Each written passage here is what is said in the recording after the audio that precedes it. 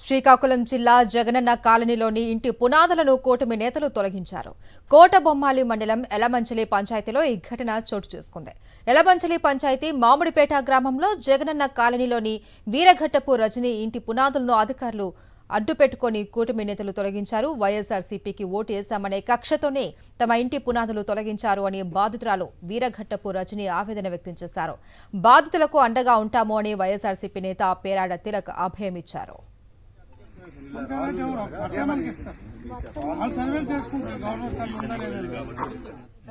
నా పేరు ఎరగట్టపు రజని. మాకు జగనన్న పార్టీలో పట్ట ఇచ్చారు. పునాదులు పట్ట ఓకే చేసి కొలతలు వేసి కట్టుకోమని చెప్పారు సార్. పునాదులు వేస్తాం. మేము పునాదులు వేసిన తర్వాత ఇప్పుడు వచ్చి కూల్చేశారు సార్. కేవలం మేము జగనన్న పార్టీలో ఉన్నాం, కేవలం జగనన్నకు నమ్ముకొని మేము దీంట్లో ఉన్నామన్న ఒక కారణం చేతే మా ఇల్లు రోజు కూల్చేశారు సార్.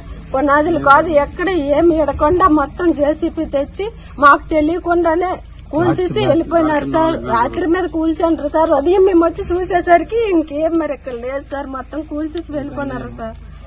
దయచేసి మాకు దీనికి పరిష్కారం చూపిస్తారని కోరుతున్నాం.